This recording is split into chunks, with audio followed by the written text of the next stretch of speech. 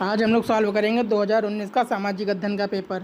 तो पहला क्वेश्चन है, खुदाई द्वारा ऐतिहासिक तथ्यों का पता लगाने वाले व्यक्तियों को कहते हैं, क्या कहते हैं? पुरातत्वविद कहते हैं। क्वेश्चन नंबर 2, वेदों की संख्या कितनी है? वेदों की संख्या 4 है। मेसोपोटामिया की सभ्यता का जन्म हुआ था, कहाँ हुआ था? दजला फरात नदी के किनारे हुआ था। क्वेश्चन नंबर 4, हड़प्पा सभ्यता से संबंधित स्थल कालीबंगा स्थित है, कहाँ स्थित है? राजस्थान में स्थित है। पांचवा क्वेश्चन, मुद्रण कला के आविष्कारक कौन थे? चीनी थे। क्वेश्चन नंबर 6, जैन धर्म के संस्थापक थे, कौन थे? ऋषभदेव थे। अब क्वेश्चन नंबर 7, द्वितीय बौद्ध संगति का आयोजन हुआ था, किसके समय काल में हुआ था? कालशोक के काल में हुआ था। दूसरी। क्वेश्चन नंबर 8, सिकंदर ने भारत पर आक्रमण किया था, कब किया था? 326 ईसा पूर्व किया था। सूर्य के सबसे निकट ग्रह कौन सा है? तीसरा बुध ग्रह है। क्वेश्चन नंबर 4, निम्न में से कौन सा कथन सही नहीं है? पहला, दिशा, दूरी व प्रतीक मानचित्र के घटक है, बिल्कुल सही है। दूसरा, मानचित्र का नीचे का हिस्सा उत्तर दिशा में होता है, कभी नहीं, हमेशा नीचे वाला जो होता है हमेशा दक्षिण दिशा में होता है और ऊपर वाला उत्तर दिशा में होता है, ये गलत है। तीसरा भी पढ़ लेते हैं, दिक् सूचक यंत्र की चुंबकीय सुई सदैव उत्तर व दक्षिण दिशा में ठहरती है, बिल्कुल सही है। सड़कें, रेल, कस्बों आदि के सही स्वरूप को मानचित्र द्वारा दर्शाया जाता है, बिल्कुल सही है। तो यही गलत पूछ रहा है, कौन सा सही नहीं है? तो यही दूसरा वाला सही नहीं है। क्वेश्चन नंबर 11, अंतर्राष्ट्रीय तिथि रेखा कहते हैं, किसको कहते हैं? 180 डिग्री देशांतर को कहते हैं। क्वेश्चन नंबर 12, नीला ग्रह, ब्लू प्लैनेट किसको कहते हैं? किसको कहते हैं? पृथ्वी को कहते हैं, क्योंकि यहाँ पे पानी है जिसके कारण वो नीला दिखाई देता है। आर्यभट्ट थे, आर्यभट्ट क्या थे? खगोल शास्त्री थे। आधुनिक अर्थशास्त्र के जनक किसको कहा जाता है? एडम स्मिथ को कहा जाता है। क्वेश्चन नंबर 15, नगर निगम के सदस्यों का कार्यकाल होता है, कितने वर्षों का होता है? 5 साल का होता है। क्वेश्चन नंबर 16, महर्षि वेदव्यास ने किस महाकाव्य की रचना की थी? किसकी की थी? महाभारत की थी। क्वेश्चन नंबर 17, कुशीनगर कहाँ है? उत्तर प्रदेश में है। यह क्यों प्रसिद्ध है? क्योंकि यहाँ पे गौतम बुद्ध को महापरिनिर्वाण की प्राप्ति हुई थी। क्वेश्चन नंबर 18, हड़प्पा सभ्यता के प्रमुख देवी देवताओं के नाम लिखिए। हड़प्पा सभ्यता में पशुपति की पूजा होती थी, मातृ देवी की पूजा होती थी और कि पृथ्वी, जल, हवा और इसका मतलब कि प्रकृति की पूजा किया करते थे। क्वेश्चन नंबर 19, सिंधु सभ्यता और वैदिक सभ्यता में अंतर बताइए। तो सिंधु सभ्यता कैसी थी? शहरी थी। वैदिक सभ्यता कैसी थी? ग्रामीण थी। सिंधु सभ्यता का आर्थिक बेस क्या था? कि यहाँ पे व्यापार होता था, यहाँ पे शिल्पकला फेमस थी। वैदिक काल में क्या होता था? वैदिक सभ्यता में क्या होता था? यहाँ पे मेनली कृषि और पशुपालन होता था। सिंधु सभ्यता में किसका यूज किया जाता था? तांबे और कांसे का उपयोग किया जाता था। जबकि वैदिक सभ्यता में क्या होता था? लोहे की शुरुआत हुई थी। सिंधु सभ्यता में धार्मिकता क्या थी? कि यहाँ पे मातृ देवी और पशुपति या प्रकृति की पूजा करते थे। वैदिक काल में क्या होता था? यहाँ पे यज्ञ होते थे, हवन होते थे। यहाँ के देवता कौन से थे? इंद्र थे, वरुण थे, अग्नि थे, ये सब इस समय के देवता थे। सिंधु सभ्यता में क्या था? कि महिलाओं की स्थिति बेहतर थी, तब जाति व्यवस्था नहीं थी। वैदिक सभ्यता में क्या हुआ? यहाँ पे वर्ण व्यवस्था शुरू हो गई थी।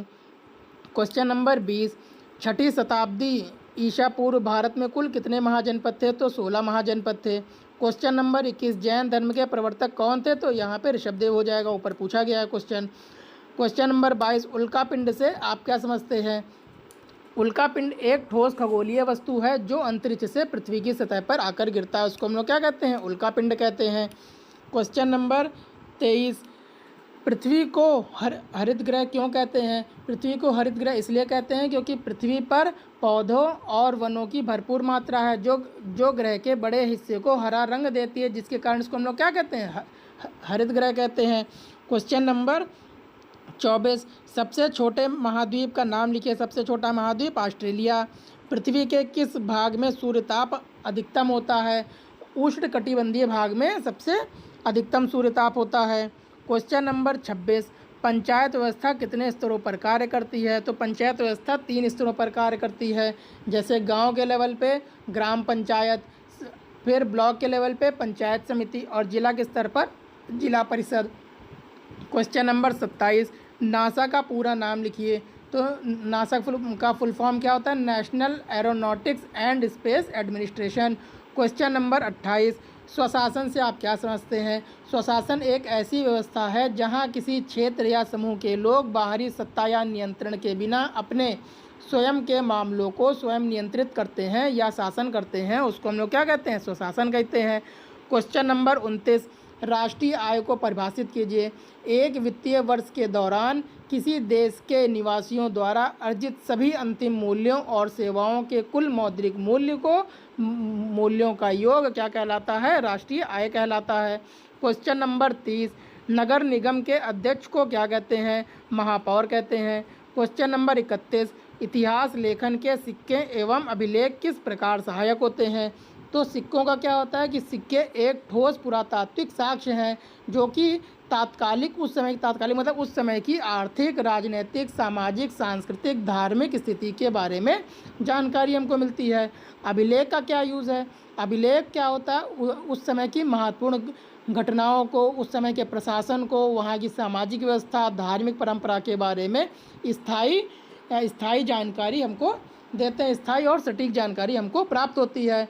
क्वेश्चन नंबर 32, पुरापाषाण काल व नवपाषाण काल के औजारों में अंतर बताइए। पुरापाषाण काल के समय के औजार कैसे थे? काफ़ी बड़े थे और क्या थे? अपरिष्कृत थे, कि मतलब उनको बहुत ही अच्छे से नहीं बनाया गया था। तो उसके एग्जाम्पल क्या क्या आ जाएंगे? जैसे चॉपर बनाया गया था, क्लीवर बनाया गया था, कुल्हाड़ी बनाया गया था। नवपाषाण काल के औजार कैसे थे? अब ये पॉलिश्ड हो गए थे और ये काफ़ी परिष्कृत हो गए थे, काफ़ी बेहतर बन गए थे। जैसे एग्जाम्पल दरांती हो गया, चक्की के पत्थर बनने लगे थे, मिट्टी के बर्तन बनने लगे थे और कुल्हाड़ी, ये सब चीज़ें बनने लगी थीं। क्वेश्चन नंबर 33, गीजा का पिरामिड संसार के आश्चर्यजनक स्मारकों में क्यों गिना जाता है? क्योंकि पहला इसका क्या? अद्वितीय वास्तुकला, किसकी वास्तुकला काफ़ी बेहतरीन है। जैसे 25 लाख से अधिक चूना पत्थर के ब्लॉकों का इस्तेमाल करके इसको बनाया गया है और जिसके एक ब्लॉक का वजन ही कई हाथियों के बराबर है। तो इसको कैसे वहाँ पे रखा गया, कैसे बनाया गया, ये एक आश्चर्यजनक की बात है। दूसरा क्या है कि प्राचीन और टिकाऊ है, कि ये 2600 ईसा पूर्व बनाया गया। इसका मतलब ये हुआ कि 2600 और 2024 आज चल रहा है, लगभग ये 4500 साल पुराना है, जो आज भी रुका हुआ है।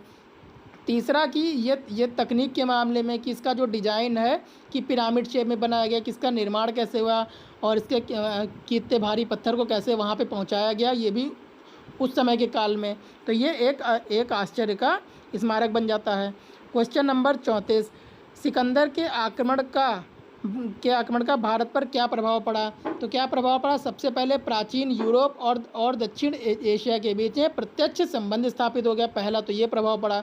दूसरा क्या हुआ कि अब इनका जब आपस में इनका संबंध स्थापित हो गया तो सांस्कृतिक आदान प्रदान होने लगा, जिससे व्यापार को बढ़ावा मिला। फिर क्या हुआ कि यहाँ पे गांधार शैली विकसित हुई और यहाँ पे नए मार्गों का निर्माण भी कराया गया। तो ये सब बदलाव उस समय आए थे। क्वेश्चन नंबर 35, त्रिरत्न और अष्टांगिक मार्ग क्या है? त्रिरत्न क्या है कि त्रिरत्न जैन धर्म से रिलेटेड है। तो इसमें कौन कौन से आते हैं? जैसे सम्यक ज्ञान, सम्यक दर्शन और सम्यक आचरण आता है। अगला क्या पूछा गया है कि अष्टांगिक मार्ग क्या है?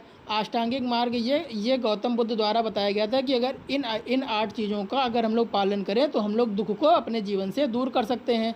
तो इसमें क्या आता है? सम्यक दृष्टि, सम्यक संकल्प, सम्यक वाणी, सम्यक कर्मांत, सम्यक आजीविका, सम्यक व्यायाम, सम्यक स्मृति और सम्यक समाधि।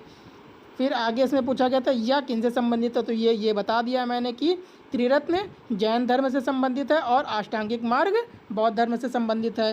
क्वेश्चन नंबर 36, मानचित्र क्या होता है? तो मानचित्र किसी बड़े भूभाग को पैमाने की सहायता से एक सपाट सतह पर प्रतीकात्मक रूप से प्रस्तुत करने का एक तरीका है, जिसको हम लोग क्या कहते हैं? मानचित्र कहते हैं। मानचित्र के 2 प्रयोग लिखिए। तो प्रयोग में जैसे हम लोग यात्रा के दौरान इसका प्रयोग करते हैं, या दिशा निर्देश जानने के लिए इसका हम लोग प्रयोग करते हैं, या हम लोग जैसे यूज करते हैं कि राजनीतिक मानचित्र की कहाँ की क्या राजधानी है, कहाँ पे कौन से पहाड़ पाए जाएंगे, कहाँ झील पाई जाएगी, कहाँ हिमालय पाया जाएगा, तो इसका हम लोग ऐसे उपयोग करते हैं। क्वेश्चन नंबर 37, जिले का सर्वोच्च अधिकारी कौन होता है? तो कौन होता है? डिस्ट्रिक्ट मजिस्ट्रेट होता है, जिसको हम लोग क्या कहते हैं? डीएम कहते हैं। ज़िले के प्रशासन में उसकी भूमिका का वर्णन कीजिए कि उसकी क्या क्या ज़िले में भूमिका होती है। जैसे पहला काम उसका क्या है कि कानून व्यवस्था को बनाए रखना ज़िले में। दूसरा काम क्या है कि राजस्व प्रशासन, जैसे कि भूमि राजस्व हो गया, सरकारी कर हो गया, शुल्कों का संग्रह हो गया, ये उसका काम हो गया। तीसरा काम क्या है? योजना बनाना और उसका विकास और क्रियान्वयन कराना। चौथा कार्य क्या है? चुनावी व्यवस्था कराना और उसका संचालन कराना कि कहीं पे धांधली ना हो। फिर पांचवा क्या है? विभिन्न विभागों का समन्वय कि हर डिपार्टमेंट को एक दूसरे से जोड़े रहना। क्वेश्चन और फिर क्या छठा क्या है? आपदा प्रबंधन की कहीं बाढ़ आ जाती है या कहीं सूखा पड़ जाता है या कहीं कुछ और हो जाता है, तो यहाँ पे आपदा प्रबंधन में लोगों की मदद करना। फिर और क्या है? नागरिक सेवाएं हैं, जैसे लाइसेंस जारी करना या जैसे जाति प्रमाण पत्र और कई चीज़ें होती हैं, तो ये सब भी काम उनके अंडर में ही होता है। फिर क्वेश्चन नंबर 38 सड़क दुर्घटना से बचाव के 5 उपाय बताइए। तो सबसे पहला क्या है कि नियमों का पालन करना। अगर वहाँ पे हरी लाइट जले तभी आगे बढ़ना है, नहीं तो वहाँ खड़े रहना है। दूसरा, नशे में कभी भी वाहन नहीं चलाना है। तीसरा, सीट बेल्ट और हेलमेट का प्रयोग करना है। चौथा, वाहन चलाते समय मोबाइल का यूज नहीं करना है। पाँचवा, गति सीमा के अंदर ही गाड़ी चलानी है, हेलीकॉप्टर नहीं बनाना है। क्वेश्चन नंबर 39, अर्थशास्त्र से क्या समझते हैं? अर्थशास्त्र एक सामाजिक विज्ञान है जो वस्तुओं एवं सेवाओं के उत्पादन, वितरण और उपभोग का विश्लेषण करता है। अर्थशास्त्र के महत्व को लिखिए। तो महत्व क्या है कि ये बेहतर निर्णय लेने की क्षमता का विकास करता है। संसाधनों का कुशल उपयोग में मदद करता है। समाज कल्याण और नीति निर्माण में इसकी भूमिका होती है। बाजार और आर्थिक विकास को समझने में ये मदद करता है और आर्थिक समस्याओं का समाधान ये करता है। क्वेश्चन नंबर 40, कर्क रेखा व मकर रेखा से आप क्या समझते हैं? तो कर्क रेखा कौन सी होती है? जो पृथ्वी को क्षैतिज भाग में जो बीच से काटती है उसको क्या कहते हैं? भूमध्य रेखा कहते हैं। तो भूमध्य रेखा से 23.5 डिग्री उत्तर की तरफ जो रेखा होती है, ये सब काल्पनिक रेखा होती हैं, जो भूमध्य रेखा से 23.5 डिग्री उत्तर की तरफ होती है उसको हम लोग कर्क रेखा कहते हैं। और जो भूमध्य रेखा से दक्षिण की तरफ 23.5 डिग्री पर होती है उसको हम लोग क्या कहते हैं? उसको हम लोग मकर रेखा कहते हैं। तो इस प्रकार 2019 का पेपर समाप्त हुआ। कल आपको 2021 का जो भी अगले साल का पेपर हुआ था वो आपको कल इसी समय पर मिल जाएगा। तब तक के लिए धन्यवाद।